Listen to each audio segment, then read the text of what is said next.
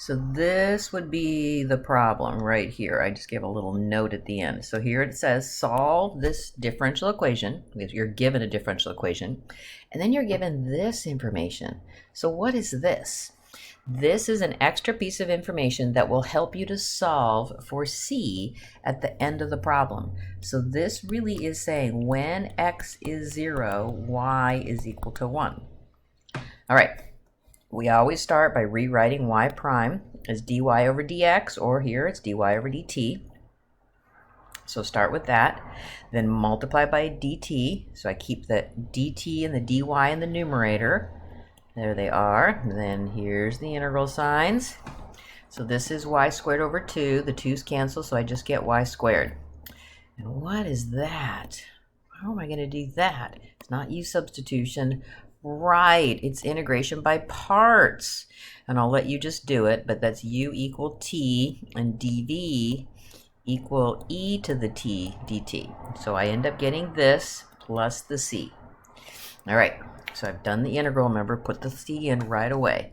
This is the easiest place, I think, to solve for the c. You can choose to solve for it at the end, but it just gets nested inside.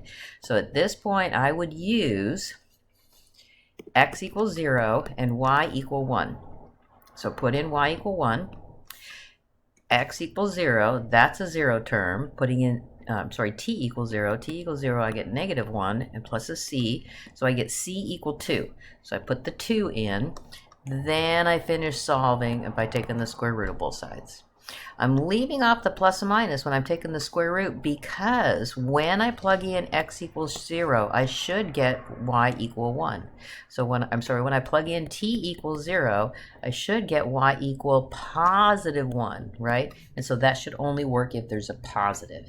So many times when you have information for this to solve for the c, you've got to be a little more careful in solving for the y. All right, let's move on to this one. A little bit different.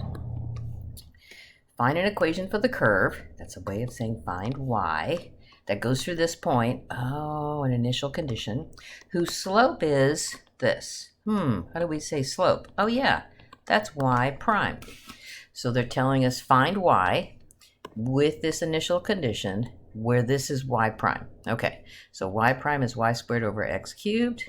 So let's rewrite y prime as dy over dx, and then always multiply by dx, and I'm going to divide through by y squared. So here I have it. So then I take the integral of both sides, right? So I'm going to take the time to rewrite both of these.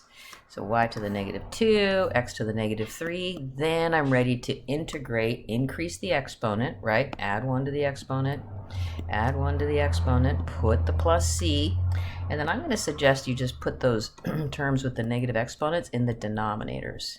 All right, so right here I think is the easiest place to solve for c.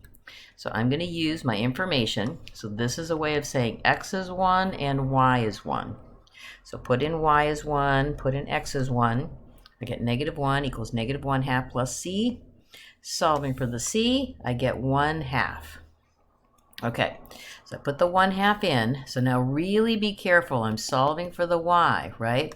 So go slow. So first off, I'm going to multiply both sides by y. So here's y on this side. Multiplying y on this side, I just get negative 1.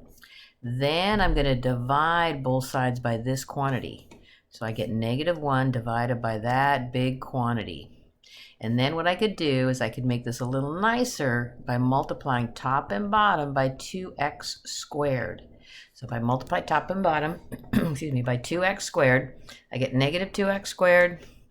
2x squared times this gives me a negative 1. 2x squared times this just gives me an x squared. This is a little nicer answer to look at. This is a fine answer, but I would want you to be able to recognize if this is the answer in the back and you have this, you could leave your answer like this, correct? Again, let me say it again. You could leave your answer on your homework paper as this, and you should be able to recognize, yes, my answer is the same as the one that is on the paper. So this is a good skill to have.